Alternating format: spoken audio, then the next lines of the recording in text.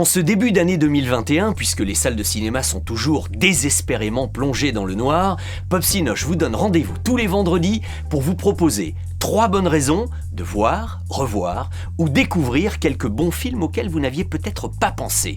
Si ça vous branche toujours, allons-y. Et si nous nous offrions aujourd'hui quelques jolis frissons, voire même quelques frayeurs avec un film formidable, Manhunter, le film de Michael Mann. Pourquoi ? Eh bien, la première raison, c'est que d'abord, il s'agit de la première adaptation du roman célèbre Dragon Rouge. Pour vous resituer l'affaire, le producteur Dino De Laurentiis voulait au départ confier le projet à David Lynch.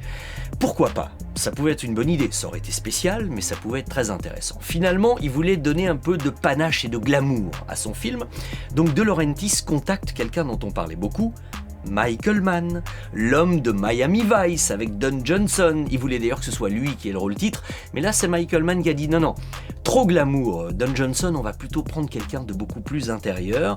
Il en était à son 3e long métrage, donc il marque là des débuts, comme toujours extrêmement prometteurs, avec tout ce qui fait sa signature, les décors, l'importance de la musique, la beauté de la lumière, etc., etc.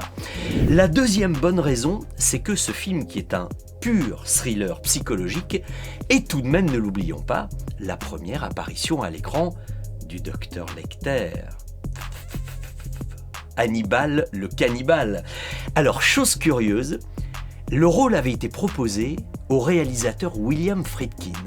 Physiquement, il aurait pu faire l'affaire. Bon, finalement, ça ne s'est pas fait. C'est Brian Cox qui a endossé le rôle d'Hannibal le cannibale et qui d'ailleurs le fait plutôt très bien. Et c'est directement la 3e raison qui m'amène à vous dire que même si le film a été un succès commercial un petit peu moyen et que le Dr Lecter avait un rôle secondaire, on ne le voit que dans 3 ou 4 scènes. Ce qui est intéressant, c'est qu'il a tellement marqué. Il a tellement vite accédé au top 10 des plus merveilleux méchants de l'histoire du cinéma, c'est que dans les films qui ont suivi, de second rôle, il est passé à premier rôle en haut de l'affiche, avec cette fois Anthony Hopkins.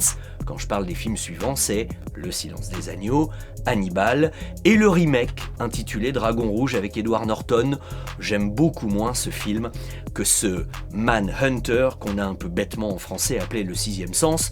D'ailleurs, quand on dit Le Sixième Sens, tout le monde pense au film avec Bruce Willis et pas à celui-ci, alors qu'il est pourtant nettement supérieur. Bon, j'espère que je vous ai donné envie de le voir et de passer une bonne soirée avec, pourquoi pas, Le Silence des Agneaux. Et Hannibal, c'est quand même un film de Ridley Scott, musique de Hans Zimmer, ça se passe à Florence en Italie, et Hannibal est plus méchant et terrible que jamais dans celui-là, on adore ça. Procurez-vous les films, voyez les bandes annonces, vous avez les liens dans la description du programme, et faites-vous une soirée pourquoi pas aller avec les 4. On a bien le temps, non ?